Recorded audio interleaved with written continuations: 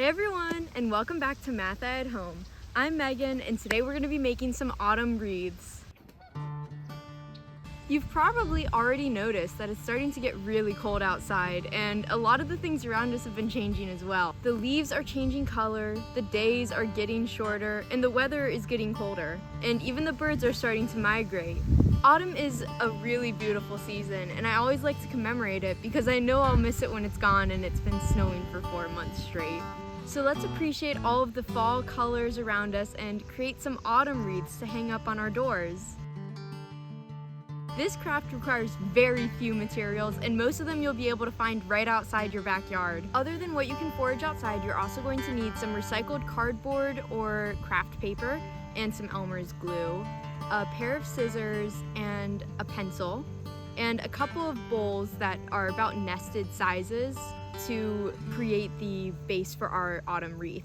Now it's time for my favorite part of this craft. We get to head outside and forage. So primarily we want to look for materials that we think are going to be nice and autumn looking in our wreath. So I'm going to keep in mind a couple of key items. I think some nice sticks or twigs would look really nice on here, as well as pine needles, fallen leaves, pine cones, acorns, and anything else that I see that I think is gonna make my wreath look super pretty.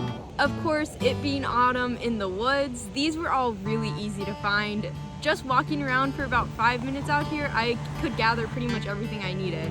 So it being autumn, the leaves are obviously all falling everywhere. Just looking around, lots of these trees have just absolutely beautiful leaves right now. You might already know that the reason these leaves change color and fall off the tree this time of year is because the weather gets colder and the tree is preparing for winter. Once the weather cools and the days get shorter, the tree knows that it's getting ready for a long, cold winter, so it stops making food using the chlorophyll in its leaves, causing the chlorophyll to die, which is what gives the leaves their vibrant green color in the summers.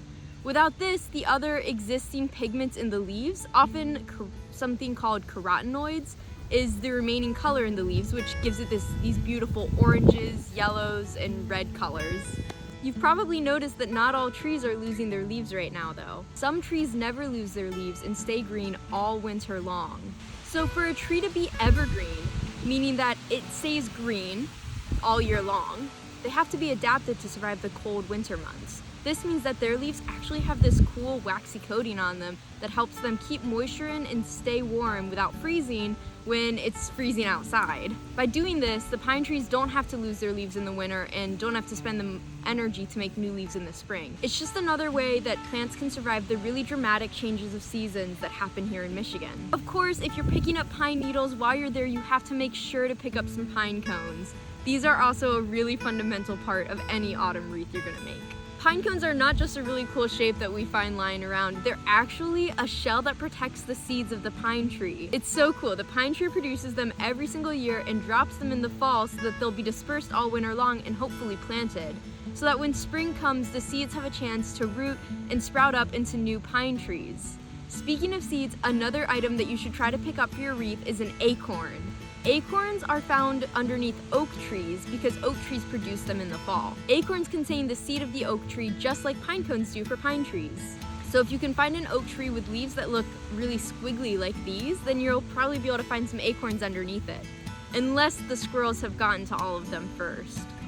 You've probably noticed this time of year that the little critters are really active. In fact, you've probably seen squirrels all around. That's because, like many other animals, they also have to prepare for a long winter. It's really common to actually see squirrels picking up acorns and digging in the ground and burying them this kind of year, which I always think is really adorable. It's actually because they're storing food for the winter. Unlike some other mammals or reptiles, squirrels actually don't hibernate for the entire winter. They actually only sleep for a few days or a week at a time. This is called torpor. After they sleep, they'll wake up, go find some food that they buried earlier in the fall, eat it, and then go back to sleep. This means that they don't have to have so much energy reserved to make it through the entire winter. However, the coolest part about this by far is that at the end of the winter, whatever acorns they've forgotten about are still left buried in the ground. And that means that these oak tree seeds have a chance of growing. So essentially the squirrels are planting the oak trees for next year. The environment around us changes a lot here in Michigan. It feels like such an exciting time of year, and watching these changes happen every single year is one of my favorite things in the world. I mean, just listen to the sound of these leaves crunching. I love it so much. Make sure that you keep your eyes open and try to check for all of the fall changes happening around you. Okay, so once you've collected enough nature scraps to fill up your wreath, and this will vary depending on how big of a wreath you want to make, it's time to actually start making it. I recommend that you watch each step, pause the video, complete the step on your own, and then resume the video in order to not miss anything and to follow along really easily.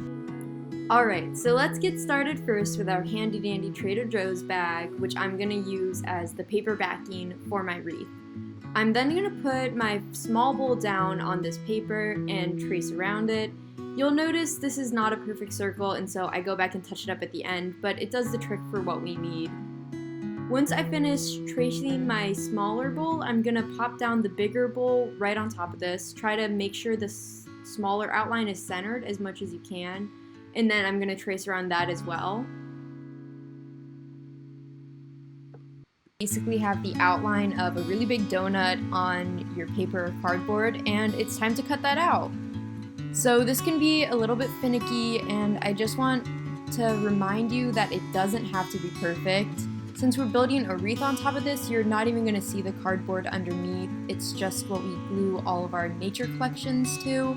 So mine is a little bit jagged, and it doesn't matter at all. You basically just want to have this basic donut shape.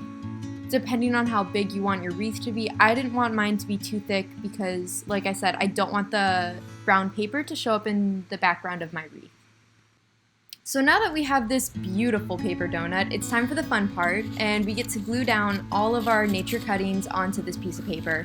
So although this isn't what I actually show here, I found that it worked best to do a thin layer of glue on the paper and a thin layer of glue on the leaf or the pine cone, whatever I was gluing down, and then to hold it still until the glue dried. And as you can see here, this is not exactly the fastest process in the world, and I had to hold it down for a decent amount of time to get it to stick. Oops. So once it got too cold, I did end up going inside to hold down my nature cuttings while they dried. And then I learned how useful it is to have tools that help weigh down the nature cuttings as they are glued.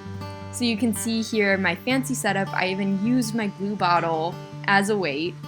And this worked really well. It turned out perfectly.